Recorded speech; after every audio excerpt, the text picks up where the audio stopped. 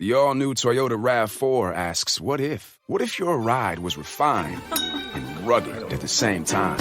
Introducing the all-new RAV4 Hybrid. 208 combined horsepower and standard all-wheel drive make it the most powerful RAV4. Plus, with its head-turning style and breakaway speed, it's bound to change the way you think of a hybrid. The all-new RAV4 Hybrid. Toyota. Let's go places. Horsepower. Ratings achieved using the required premium unleaded gasoline with an octane rating of 91 or higher. Premium fuel is not used. Performance will decrease. Hi, it's Jamie, Progressive's #1, #2 employee. Leave a message at the...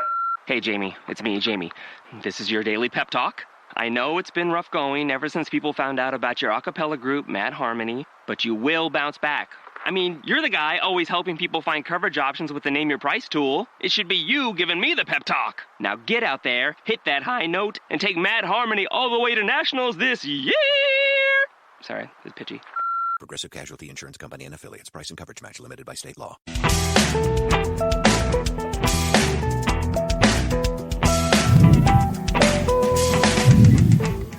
Hi, this is Jim the Keys bartender coming to you from not a bar for a change. I'm coming to you from my house. It's episode 73, testing 1, 2, 3, or test 1, 2, 3.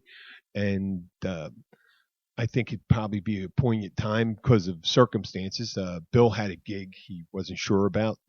Well, he just found out he had to play, and it was going to move our show to an hour and a half earlier. And instead of doing a show hour and a half earlier, I thought, hell, I don't want to inconvenience the establishment. We were going to Blackwater Siren.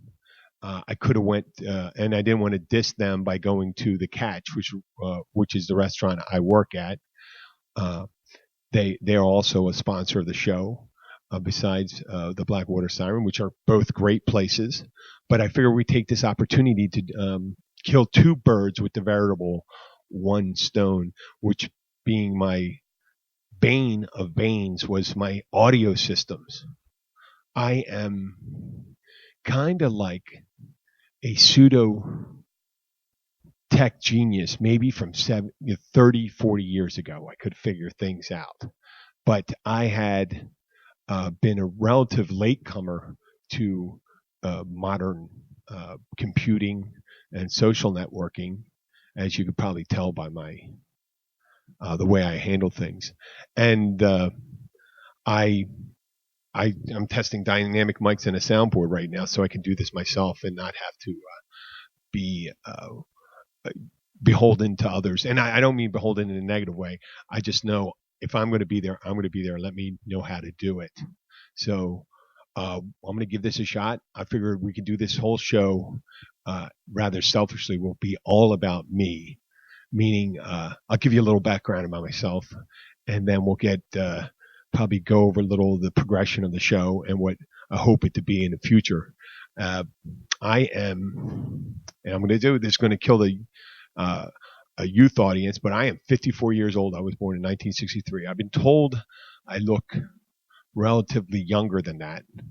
I'm relatively healthy. I'm very healthy, actually, for a 54-year-old man. And I'm a bartender, a fitness instructor, a podcaster, entrepreneur. But what I was 11 years ago, I was a man in Philadelphia who was married to a wonderful person who was on their fourth marriage counselor since they've been married. And we were married 6 years, around 6 years at the time.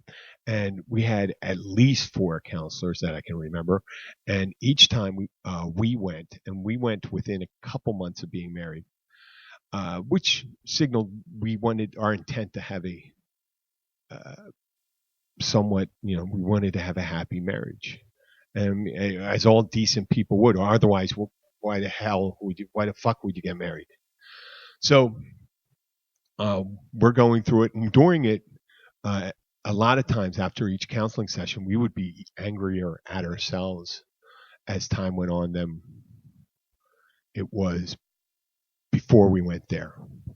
And the one time, one of the best counselors we had, we showed up for an appointment on a Thursday evening, and we waited 45 minutes.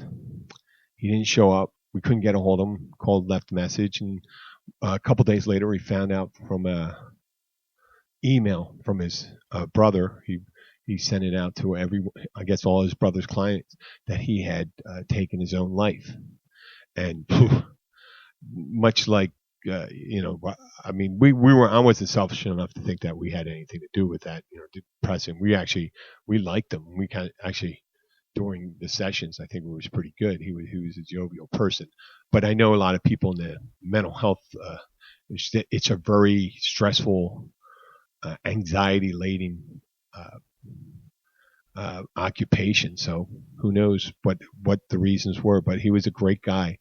Like I said, as the time went off, we got another counselor, and we would just be screaming at each other, and eventually, after a while, the ex said, "Hey, I want a separation." I think she expected me to move across town, and I'm not sure I don't know if she ever wanted to intend to have any kind of reconciliation, because she pretty much had a relationship after pretty well set up. So there was.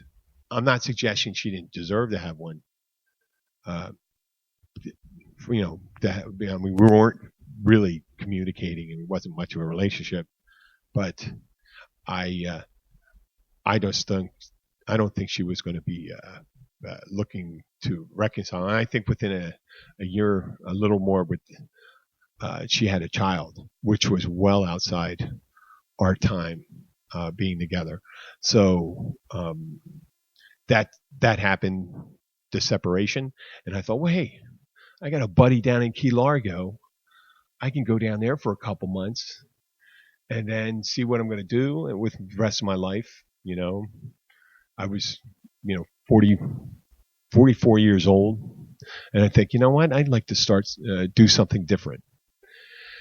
So I came down here and I started bartending. Within like 3-4 months, I mean, I was well on my way to getting.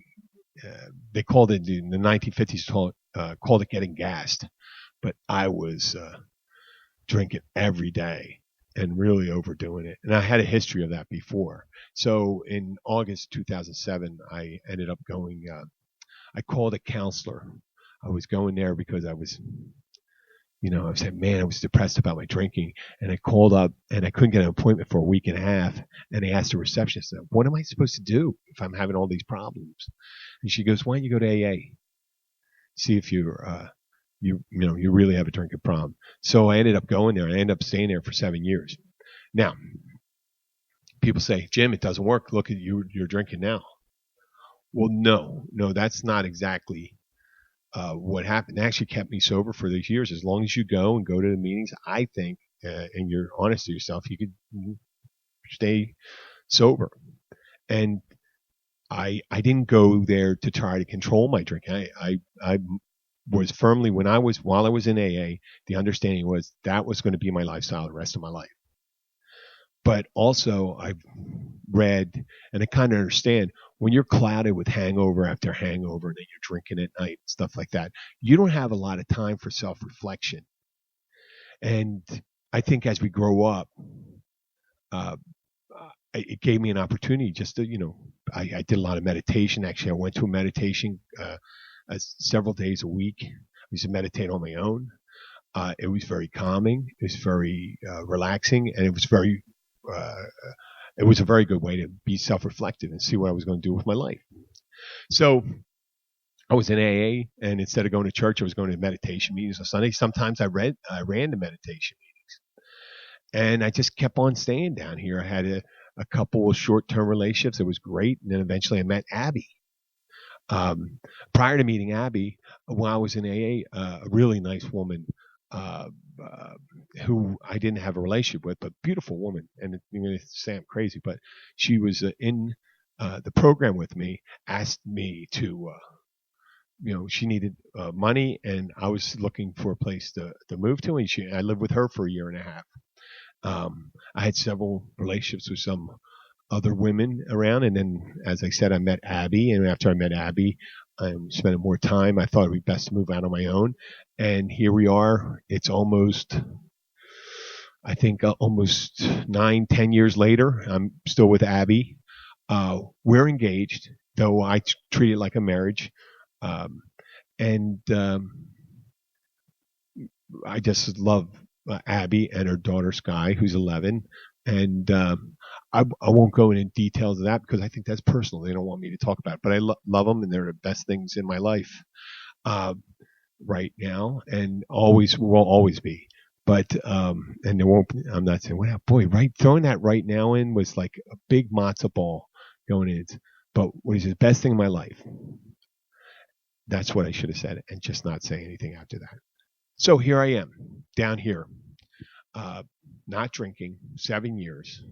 Eventually, I was pretty fit all these, last 10 years because I had quit smoking. I'd gone back and forth a couple times for a couple months smoking, but I knew how to quit smoking. But when I started quitting smoking, I started working out a lot in order to kind of counteract the effects of staying away from cigarettes. And that's, if you start doing things to take care of yourself, it's hard for you to do things that would hurt you. But, obviously that didn't work with alcohol. If you go with, we don't have to agree with AA or not. I'm just telling you that the thing worked for me, and it works for a lot of other people. And then there's other programs that work for people too. And I can go on another show. I like going off track on my show sometimes. So there's this woman that comes in, and it turns out she's on a medication that is made to keep you from drinking. And she got sick several months ago at the bar I was at, and she goes, I don't know what, I must have the flu or something like that. And she's an older woman. She looks like she did a lot of heavy drinking in her life, and maybe substances and all that. I'm not judging her, but she looked like she had a hard life. She either is a really horrible looking 60-year-old, which I think she is, or a really good looking 90-year-old. That's the way it is with some of these people, and they need to be helped. And they can live for a long time, but it's not a great existence when you're doing these things. So she gets sick. I didn't know she was on this medication. Then she came in like a week or two ago to one of the restaurants, and she got sick again. And they found out she's on this medication that makes you sick.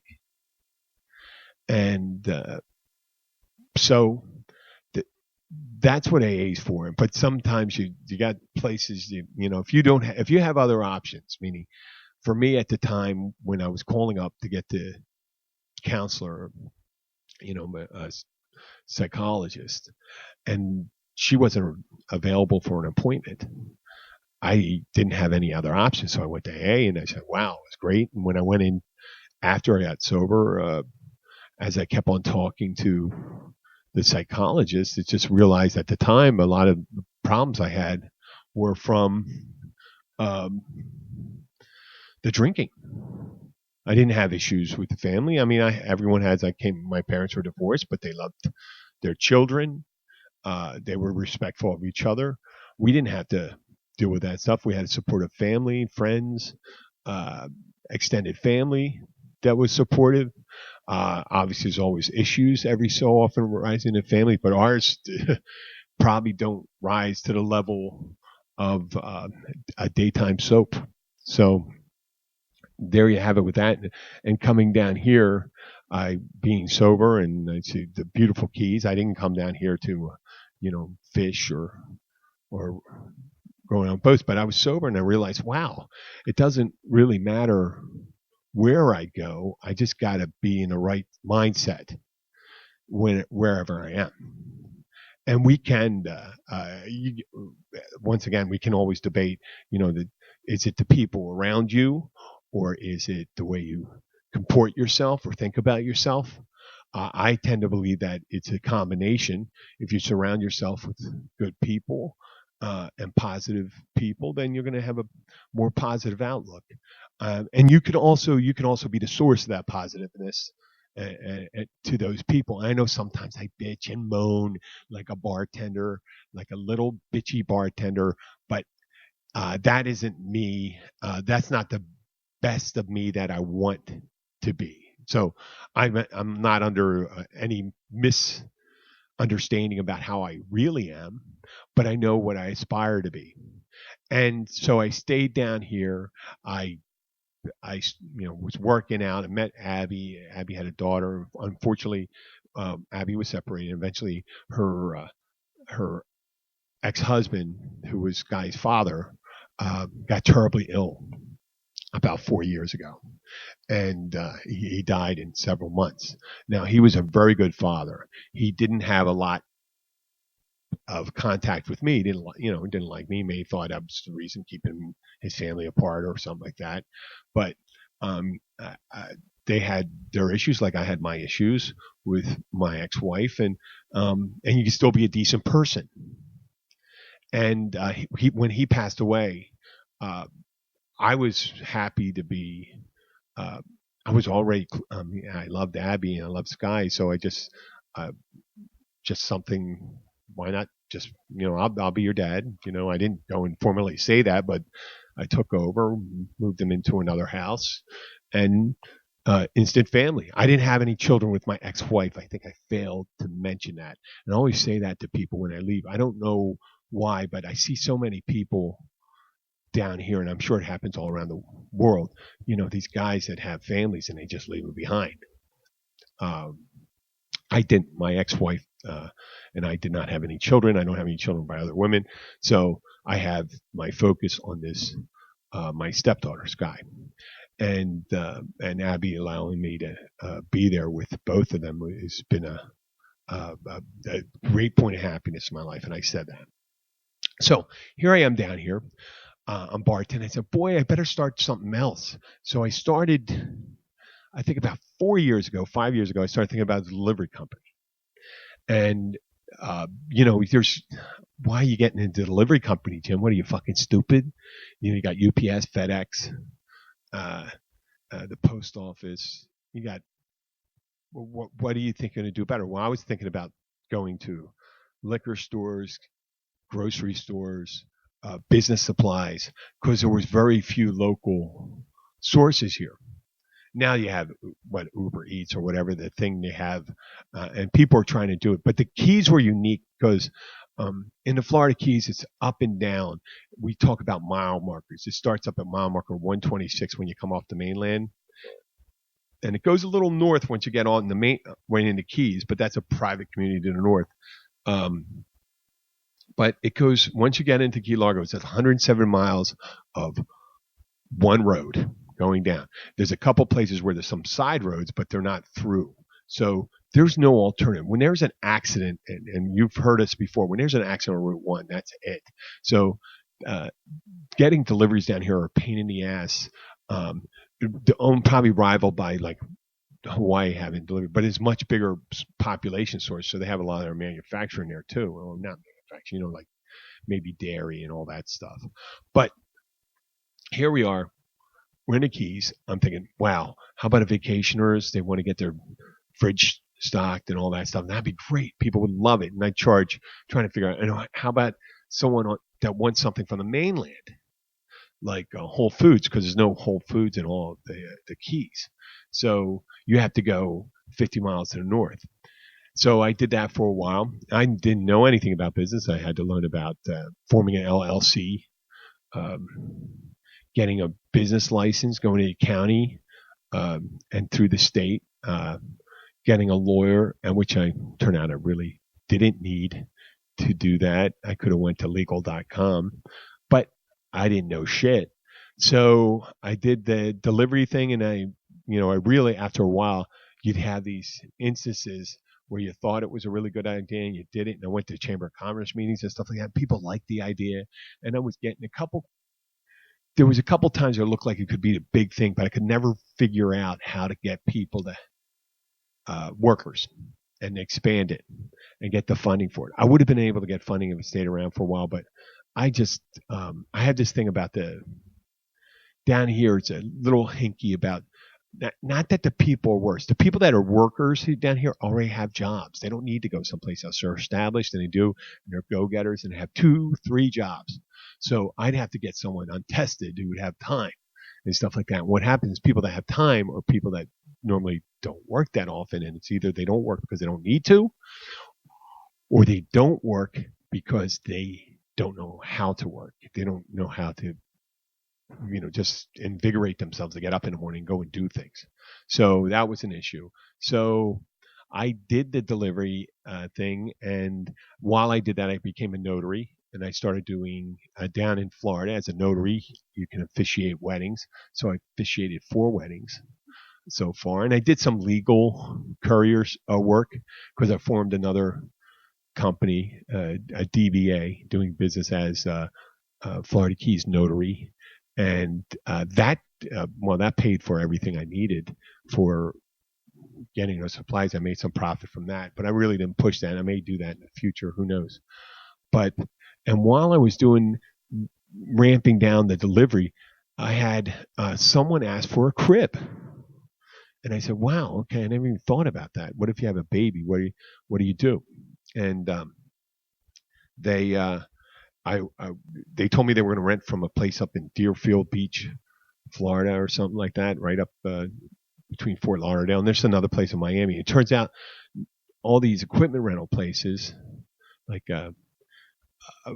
wouldn't deliver down the Keys, or if they did, it'd be like something like $450 to rent a crib for a week, and a crib cost with everything about $220. So I said, wow, $400. I just buy it. I'll rent it for I rented it for far too much. I rented it for almost like $200. I rented it out for that. But I did that, and I said, boy, I'm going to have to get another rental. But I ended up within a couple months, I rented it again, and now I have I formed a company called Keys Baby Rentals, and it's so when vacationers come down here, they don't have to bring the cribs, the pack and plays, high chairs.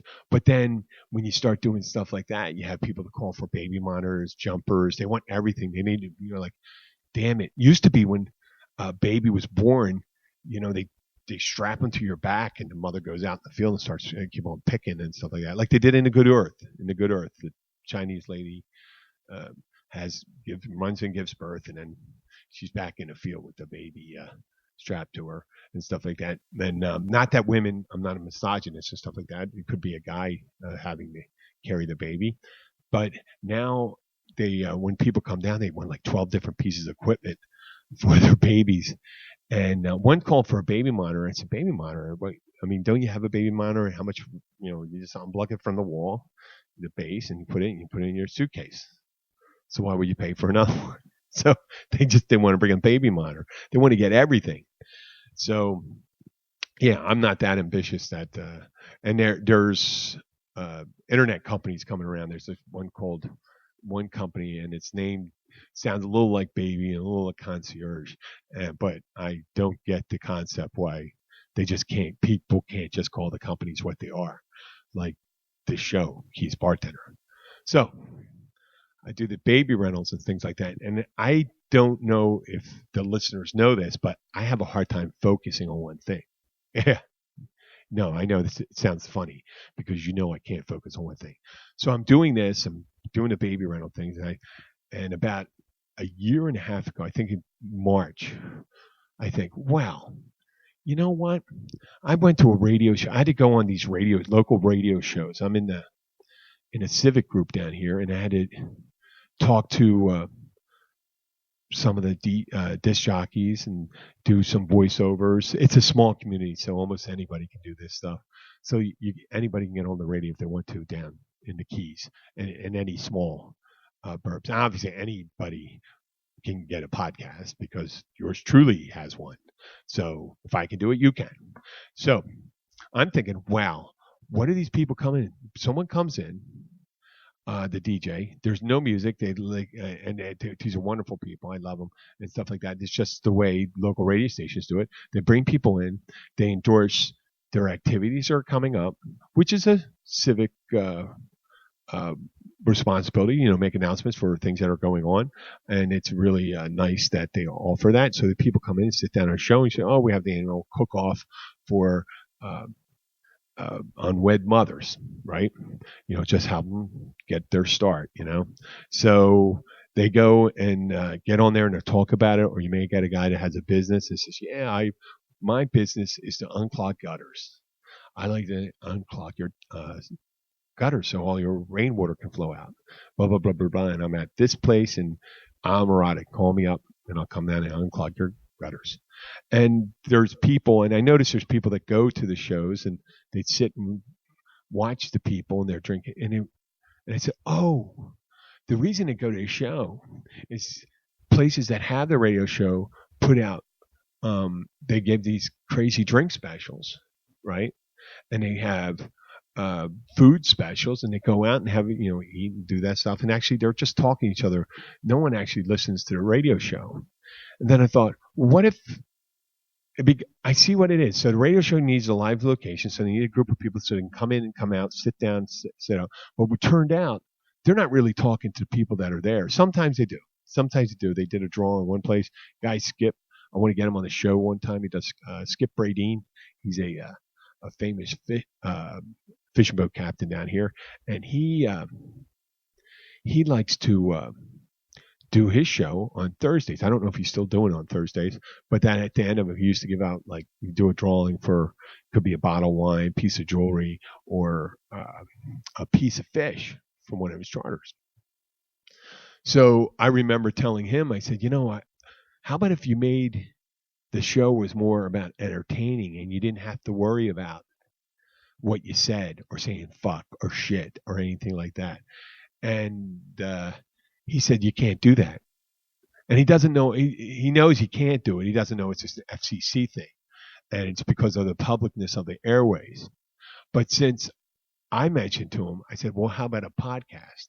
When I said that to him, I thought, well, if no one else wants to do one down here, why don't I do it? And I've thought around, and I did mention in a previous episode, when I looked for a name for when I was naming one of the companies, I looked for what domain names were available. And if it was available, I would go and purchase it and then, maybe use it. So what I did is I looked at, I want to call it what it is, Keys Bartender. I don't want a Keys Bartender Show, Keys Bartender Podcast. Call it whatever you want. But it's keysbartender.com. People say, don't you need to patent that? I said, well, if I own a domain name and someone wants to buy it and they want to use it so bad, they'll have to buy it from me. So I don't really worry about that stuff. You can start it.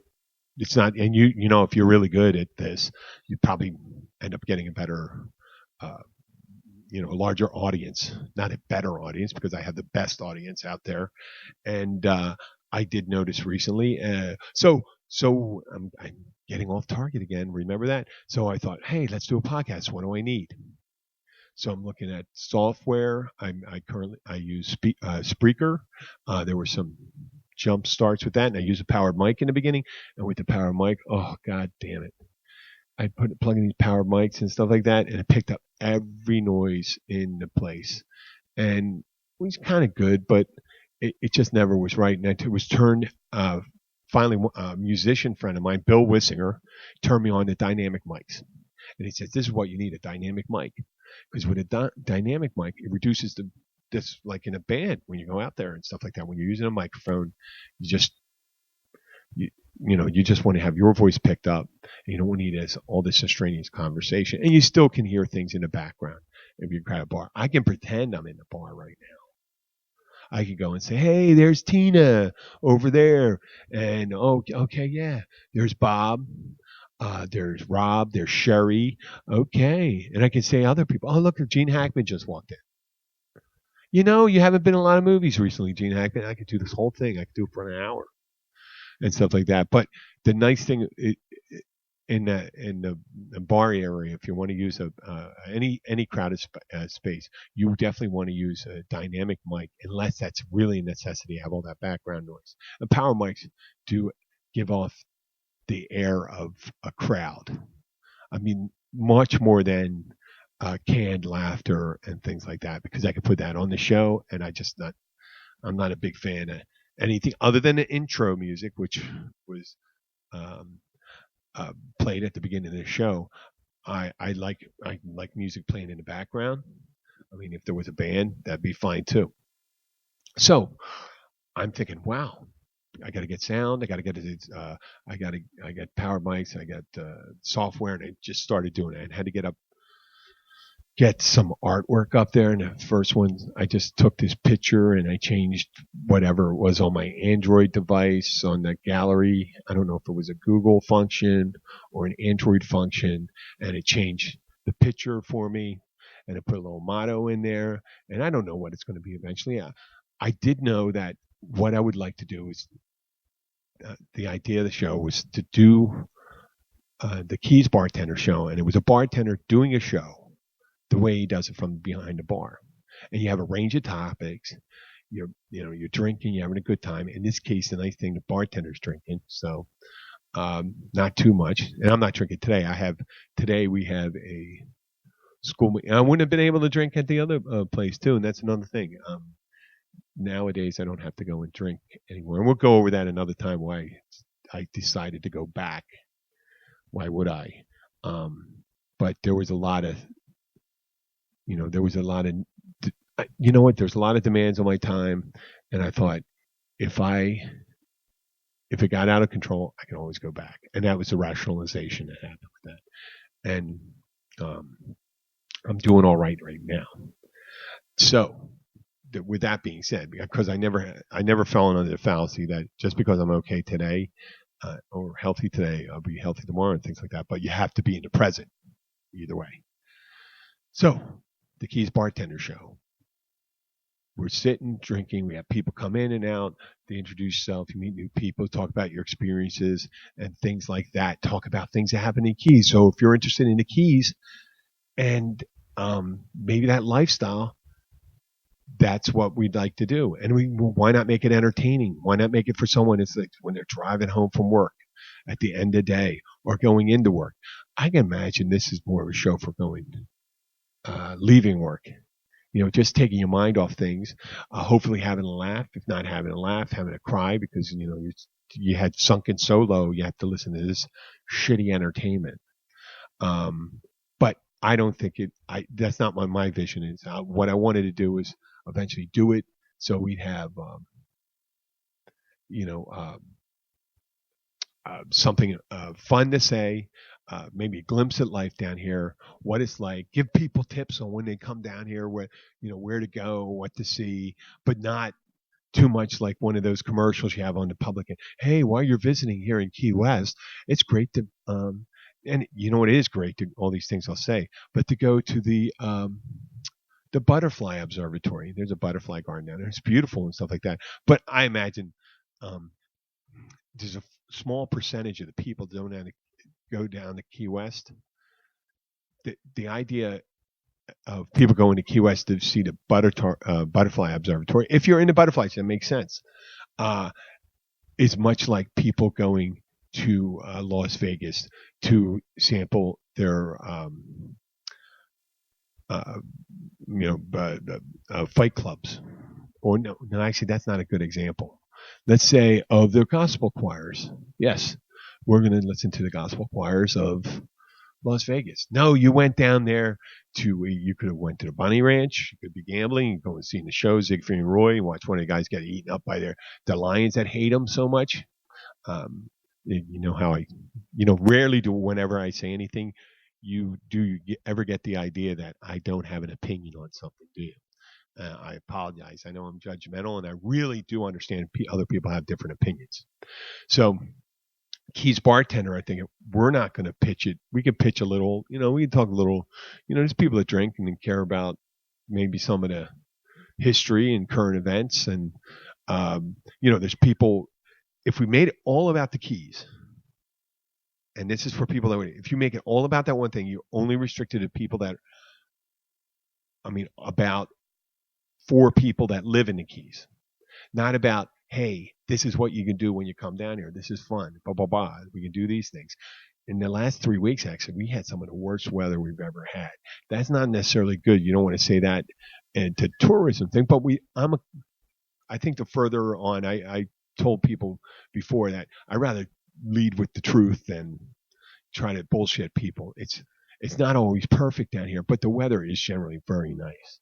I mean, the temperature down here varies between 70 and 90 most of the time. And people talk about how ungodly hot it is because the sun's bright and stuff like that, but it doesn't much get down in the Keys. Here it says 93, maybe, but it doesn't hit the, it doesn't hit the 100. It is humid, but your body can get used to humid. There's people that live in the Middle East and stuff like that where the temperature regularly gets in the summertime to, the 120s, and they live in that. You can acclimatize. You just drink plenty of water. It's tough on people who have issues with their weight and their physical condition.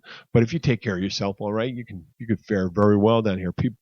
Humans have lived down here for thousands of years. Same thing in the jungles too, without air conditioning. Now there is air conditioning. There's a very reliable electrical supplier in the Keys, Co-op. We did mention that after Irma, and there's another thing about coming down here. When we had Irma come up in September, we had our biggest spike in listenership, and it was a lot of excitement. You had to make a lot of quick decisions. You got to think about things you're going to take with you, things you're going to leave behind. What's going to happen? If you lose everything. Now, I mentioned to someone when someone made a comment, says, well, how come when someone wealthy loses their house, you don't really give a damn or anything like that? And I said, I really didn't say that. What I told someone was, when the lower you get on the income level, the higher the percentage of your home is your wealth. So the lower you go down, it's almost all your house. And when you lose your house, you lose all your wealth. Now, someone wealthy, they got a well-insured house, and it's less than a tenth of their holdings, maybe a fifth. After write-offs and stuff like that, and you lose it. You say, there we go. I'll sell some of my IBM stock or anything like that. But it's not as big as head. You're just going to have to work that out with your accountant. Down here, it's a lifestyle change. So with Irma and everything that happened after, and I know I went on my kick. I went on my kick about Irma and the people that may or may not have died. The people that died, reported dead, are dead. But there were suggestions. There was a bunch of people who were, not, for weeks I was doing that, but no one ever came forward on it. It's funny that, people still kind of believe it, but I mean, why would you believe it and not do anything about it? And I felt, you know what? I did it. I reached out to a bunch of people. Then I believe if there's no way that many people could be that devoid of the milk of human kindness to deny people the right to acknowledge their death. So in the end, I said, you know what? I guess it did happen. I guess that we only lost 26 in that huge hurricane. So that was another thing. So let's get back to the beginning again. I started doing a podcast, and I had another co-host in the beginning, and I would write the whole shows out, and I would just write the topics we talk about, and he'd bring in his facts and stuff like that. And I told him, he actually was pretty good. He got offended rather easily, so it wasn't a perfect fit for us. So you definitely, if you're going to be in this thing, it's going to be comedy, and and comedy is not always nice. You better have a thick skin. Now, getting offended and walking off and being pissed off, I've gotten angry, but I'm not going to leave. I'm not going to just go and leave and depart the field. I'll just go and continue the thing I was doing. So we parted our separate ways, and Bill came in. Bill came in and he started introducing the dynamic mics. And when Bill's on it, I'd have to say 90% of the time we're getting like perfect. But every so often it's not because of Bill. It's because when we broadcast live, which I'm not doing today, this is recorded, but I am not going to edit it. I'm going to see if it works. If it does, I'm going to drop it as episode 73. And I forgot the point that I was making right there. It's the Wi-Fi, and when you have Wi-Fi and when we stream it live, and We don't have a large live listenership. I don't, if it had to be live, then live, why would someone listen to it pre-recorded later? So I stopped emphasizing the live and then thought entertainment. I said, you know what? And if nothing big happened, obviously if Martians or some planet outside our solar system sent some astronauts here or aliens and stuff like that, and they landed, we'll acknowledge that. But I told the guys, I said, this is what I'm going to do. There's no reason, unless it's poignant to, we have a lot of stuff to talk about on that subject, to really kind of plan ourselves in time. So, every so often when my team, the Philadelphia Eagles, won the Super Bowl, I'm going to crow about that. Something else seminal happens, a big event, we're going to acknowledge them, but we're going to try to keep it less than that. And what I also thought about doing was to bring in live entertainment. And when I say live entertainment, it's only going to work for audio. So I did originally tell people I wanted to do magic. And people say, what kind of magic? And I said, well, the traditional kind of magic. And I want to do it on the podcast. And they go and say, well, that won't work because people don't get to see it. Well, no, they're not going to be able to see it, but they're going to have to believe it. Well, who's going to tell them? I said, I'm going to tell them. So here's a ball. Now the ball's gone. I'm reaching a thing. Here's my thing. There's a rabbit. Pull the rabbit out. Oh, there's an alligator, a real alligator, not another one. And they go, look, these animals are really quiet. I said, they're trained. They're entertainment professionals, so you don't want to mess with them. So I go into this thing, and if you tell people long enough stuff, they'll think, wow, he's crazy, or this is brilliant. I mean, they're teetering on it. And then they realize I'm not serious, hopefully, sometimes. And that's happened before when people thought I was serious. But I bowled ahead and just did the podcast. And arguably, yes, there's a lot of things wrong with it. But it's not a reason to stop doing things. Just go ahead and do it. The audience, I could be doing this for an audience of one. A painter paints. I'm not a painter. I'm not a writer. But we have to be able to look at ourselves at the end of the day and see that what we are doing is worthy of being done or being committed. An act is committed, and the act that's committed, that's where the judgment can. Is this something worthwhile to listen to, or if it isn't? So eventually, I'm going to end this show. It's episode 73. I just wanted to thank everyone that's brought it here so far, and I'm hoping that we're able to make your day a little more interesting, fun, maybe pique your interest in the keys, maybe in bars. And eventually we're probably going to figure out how to open the phone lines and just take phone calls and stuff like that, because I do like interacting with people. So this is Jim Horan, the Keys bartender, telling you a little about our show, taking opportunity to test this equipment and see how it works out. Thank you very much, and I'm signing off.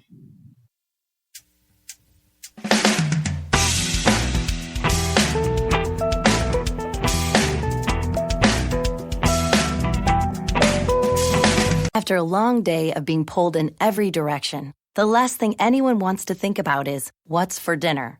That's where Schwann's can help, with a variety of real food choices, frozen to lock in freshness. From ready-made meals, premium meats and side dishes, to vegetables, ice cream, and more. Schwann's foods go from freezer to table in minutes, not hours, so you can pull off a delicious meal in no time at all. Ordered, delivered, done. That's homemade easy. To help simplify mealtime, visit schwanns.com. Napa know-how. At Napa Auto Care Centers, you'll get a $75 prepaid Visa card when you spend $250 on Napa brake parts, which is cause to celebrate. Because normally the sound of screeching brakes means your bank account's about to take a hit. But getting $75 back makes that hit not so bad. Quality parts installed by the pros. That's Napa know-how. Napa know-how. At participating Napa Auto Care Centers. Exclusions apply. Offer ends 6/30/19.